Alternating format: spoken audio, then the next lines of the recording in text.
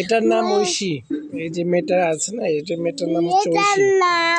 তো এটা হচ্ছে ঐশী বুড়ি, অনেক হচ্ছে কথা বলে, বেশি কথা বলে, খায় কম, আর হচ্ছে তোমার কি বলবো, ঘ্যানর ঘ্যানর করে বেশি, ঘ্যানর ঘ্যানর। হ্যাঁ, তো এই যে ঘ্যানর ঘ্যানর করে, এটা ঘ্যানর ঘ্যানর করার জন্য ওর মায়ের কাছে মাঝে মাঝে বাটন খায়, এই যে মানে।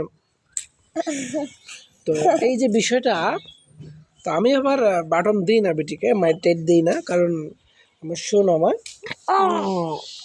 সোনামাকে আমি মাইর দিই না।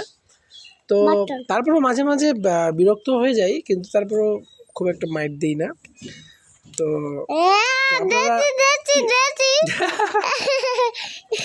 কখন মাইর দিছি মা? কোন দিন বলো তো,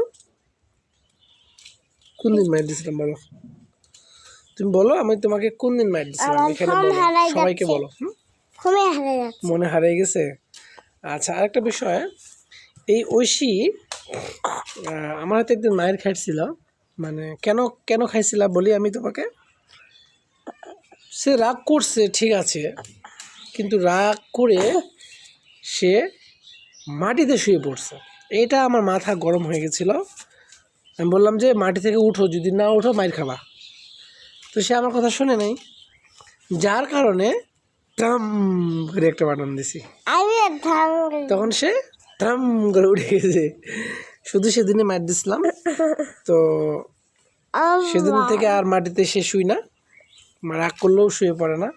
যদি শুয়ে পড়ে আমি আগর ওর সিগনাল দিছি, যদি শুয়ে পড়ার পরও কখনো যদি আবার শুয়ে থাকো আবার বাটন দেব। সো সাবধান। ঐশী তখন থেকেই সাবধান হয়ে গেছে আমার মা। খুব ভদ্র একটা মেয়ে, কিউট একটা মেয়ে।